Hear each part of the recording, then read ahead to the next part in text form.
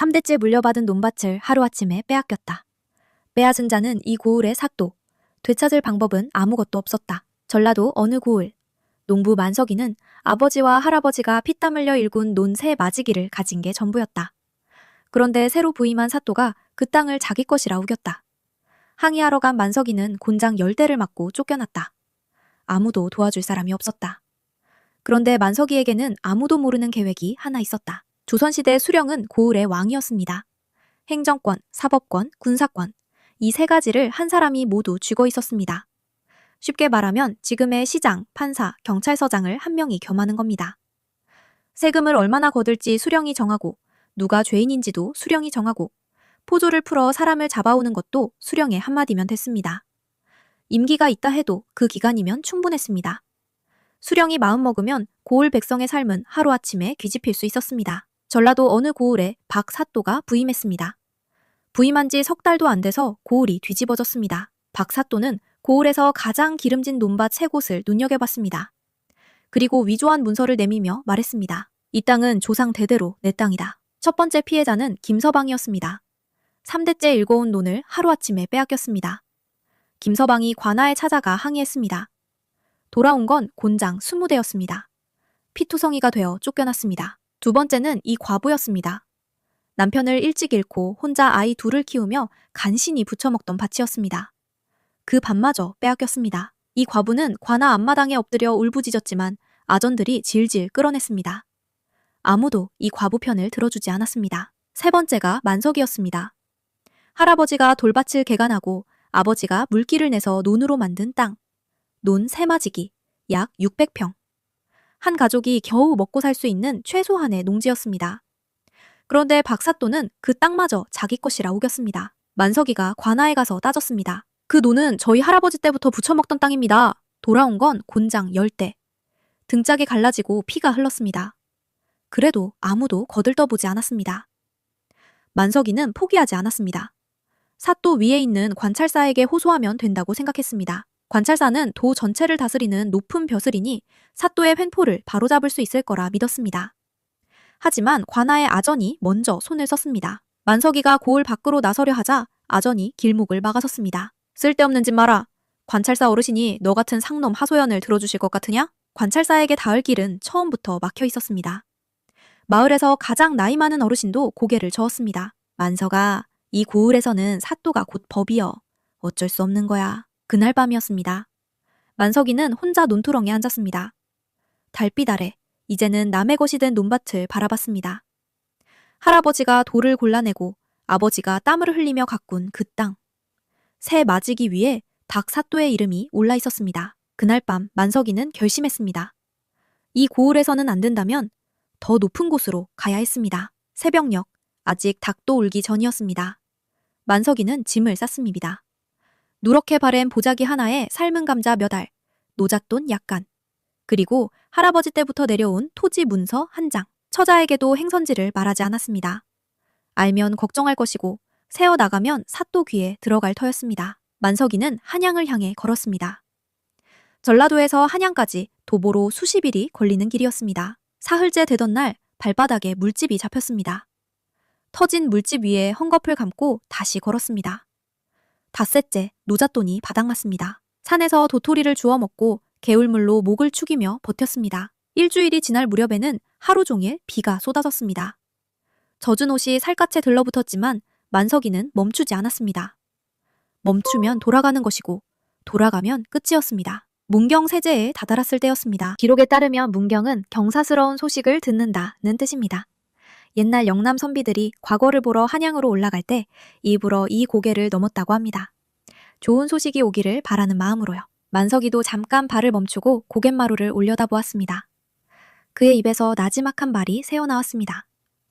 나도 경사스러운 소식을 듣게 되겠지. 해가 뉘엿뉘엿 넘어갈 무렵 길목에 주막 하나가 보였습니다. 낡은 초가지붕 아래 문짝에 주자를 쓴 천이 바람에 펄럭이고 있었습니다. 만석이는 주막 안으로 들어갔습니다. 아랫목에는 등잔불 하나가 흔들리고 있었고 구석에 초라한 행색의 나그네가 앉아 있었습니다. 낡은 도포에 때 묻은 갓 그리고 보찜 하나가 전부였습니다. 주모가 내온 막걸리 한 사발에 만석이의 억울함이 터졌습니다. 3대째 물려받은 논밭을 빼앗긴 얘, 항의했다가 맞은 곤장 10대. 관찰사에게 호소하려 해도 아전이 막아서던 예. 한마디 한마디가 쏟아졌습니다. 나그네는 조용히 듣고 있었습니다. 그러다 천천히 입을 열었습니다. 그 땅을 빼앗긴 게 자네뿐이요? 만석이가 고개를 저었습니다. 김서방네 논도, 이 과분의 밭도, 장인어른 밭까지 다 빼앗겼습니다. 나그네가 다시 물었습니다. 사또가 부임한 지 얼마나 됐소? 3달 남짓입니다. 문서를 위조했다 했는데 그 문서를 본 사람이 또 있소? 만석이가 답할수록 나그네의 눈빛이 달라졌습니다. 처음에는 무심하던 눈이 점점 날카로워졌습니다. 나그네는 품에서 종이와 먹을 꺼내 만석이의 말을 한 글자도 빠짐없이 받아 적기 시작했습니다. 그 나그네의 보찜 속에는 만석이가 본 적도 없는 물건이 하나 들어있었습니다. 이튿날 아침 만석이가 눈을 떴을 때 나그네는 연기처럼 사라진 뒤였습니다. 아랫목에 남은 건 식은 등잔불과 막걸리 잔 하나뿐이었습니다. 만석이는 영문을 몰랐습니다. 다만 길은 아직 멀었기에 다시 짐을 꾸려 한양을 향해 걸었습니다. 그런데 며칠 후 박사또의 귀에 만석이의 행방이 들어갔습니다. 한양으로 갔다는 소문이었습니다.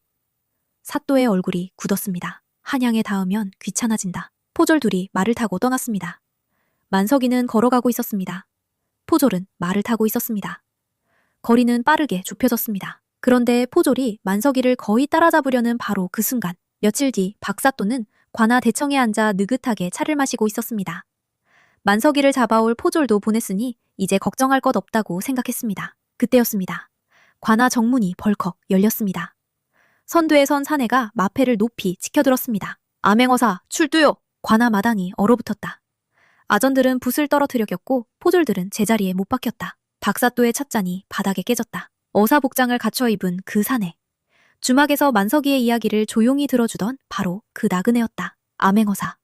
왕이 직접 봉서를 내려 비밀리에 파견하는 감찰관이었다. 봉서를 뜯어 인물을 확인하고 마패를 내보여 신분을 증명하면 부패한 수령을 그 자리에서 즉결 파직할 수 있는 유일한 관직. 그래서 신분을 철저히 숨겨야 했다. 비밀이 새면 증거는 사라지고 어사의 목숨까지 위험해지기 때문이었다. 어사가 두루마리를 꺼내 펼쳤다. 만석이가 주막에서 쏟아낸 말들이 그대로 적혀 있었다. 전라도 이 고을 수령 박아무개.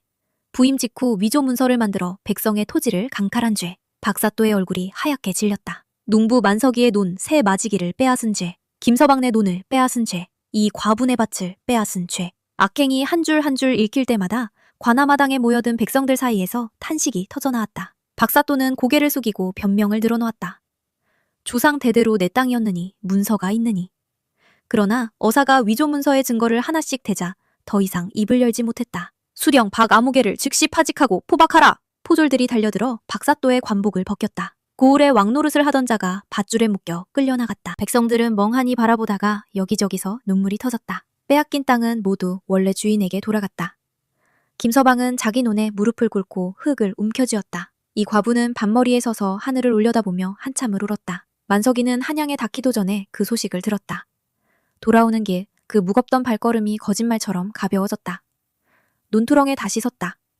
할아버지가 개간하고 아버지가 지키고 자신이 되찾은 땅이 눈앞에 펼쳐져 있었다. 바람이 논 위를 지나갔다.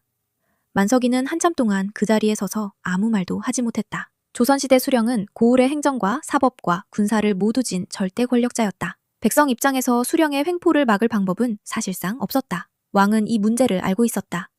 그래서 만든 것이 암행어사 제도였다. 신분을 숨긴 채 전국을 돌며 수령의 비리를 직접 확인하고 그 자리에서 파직까지 할 수 있는 왕의 눈과 귀. 조선이 500년을 버틴 힘 중 하나가 바로 이 제도였다. 만석이는 특별한 사람이 아니었다. 싸울 힘도 없었고 높은 사람을 아는 것도 아니었다. 다만 억울함을 안고 주저앉지 않았다. 길을 나섰다. 그리고 그 길 위에서 뜻밖의 문이 열렸다. 억울함을 호소할 방법이 없어 보여도 길을 나서는 자에게는 뜻밖의 문이 열린다. 기록에 따르면 이 이야기는 조선시대 야담으로 전해지는 이야기입니다. 오늘 이야기가 마음에 남으셨다면 구독과 좋아요 부탁드립니다. 다음에도 소름 돋고 감동적인 옛 이야기로 찾아뵙겠습니다.